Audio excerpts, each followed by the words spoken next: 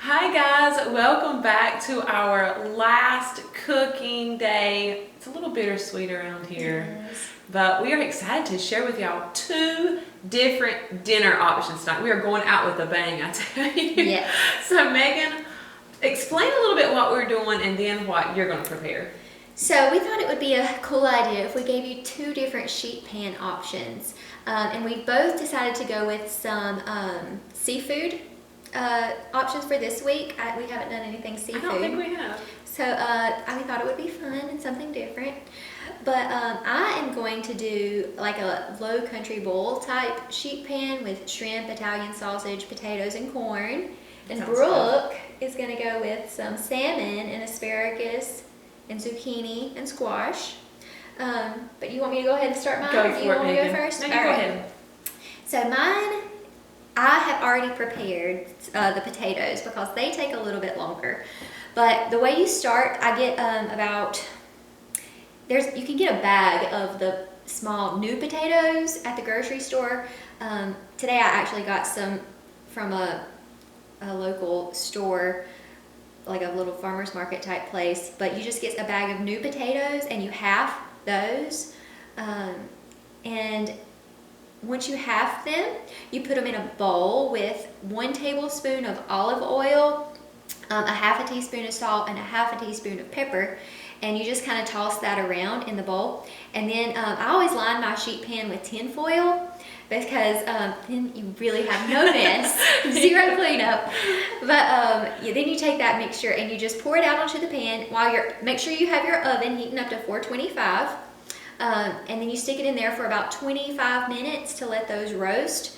And while those are roasting, you can get some, I got about 3 ears of corn, and I also bought those at this market, the food marketplace, but they were already shucked and everything, which was great for me because I hate shucking corn. Me too.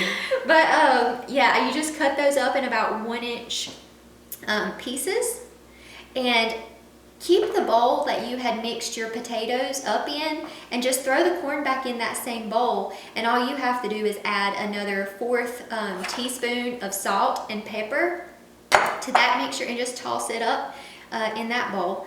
And also I got 3 garlic heads. This is an option. I think it adds a little bit of flavor, but you kind of just place those throughout the pan between your potatoes. And let those roast for an additional 15 minutes after you get the corn and the garlic heads on there. So I will let that go ahead and start roasting for 15 minutes. And while that's roasting, this is kind of a few step process. But you get a stick of butter. I know, it's a lot of butter. You didn't want to say it, did you? I didn't, but shrimp without butter. But you go ahead and melt that and get 4 garlic cloves, and I chop those up in my little Pampered Chef chopper. And you're going to mix that in with the butter, and also 2 tablespoons of Old Bay seasoning. So you can have that mixture ready. Once this is done in the oven, you take it out and you get your shrimp. I got mine from is it called the market? Where you get the fresh seafood? Oh, yes. Yeah, so I just asked for 2 pounds of shrimp, and I think this might be a little over 1 pound because I knew we were making 2 meals tonight. But I just get those that are deveined, and they just have a tail, and they're already cooked too. They're the cooked shrimp. It's not the raw shrimp. Oh. Yeah.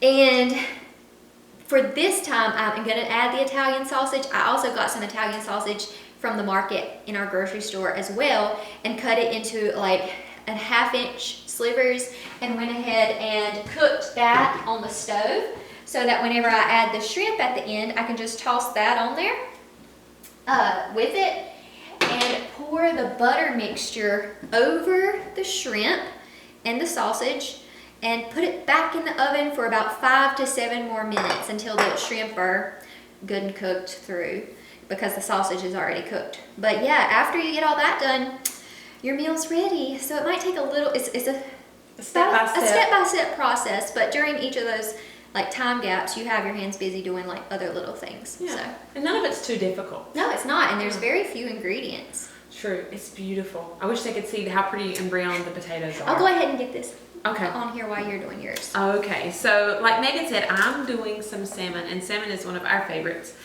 And I picked, and I'll put this sheet pan in front of me. I picked a frozen salmon because if you get fresh salmon, that's actually farm raised.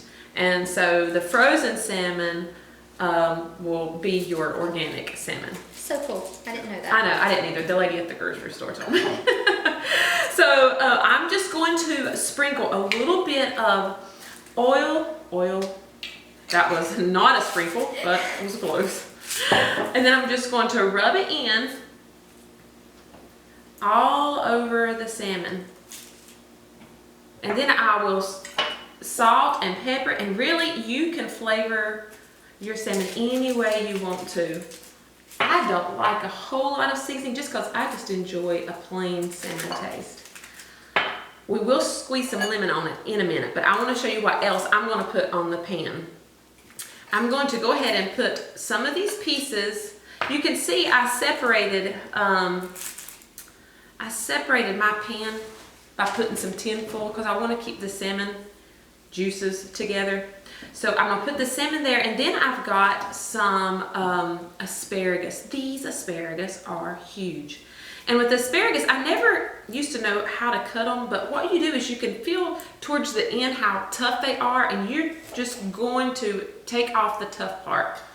And then I'm going to put those in a bowl. I'm also going to sprinkle those with olive oil, salt, and pepper. Again, you can add garlic or any other kind of seasoning you want to.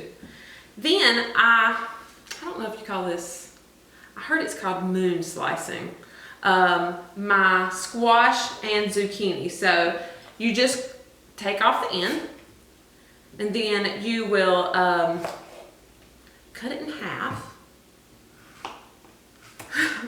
It's not a very good cut. And then you'll cut it again. So it's like a fourth.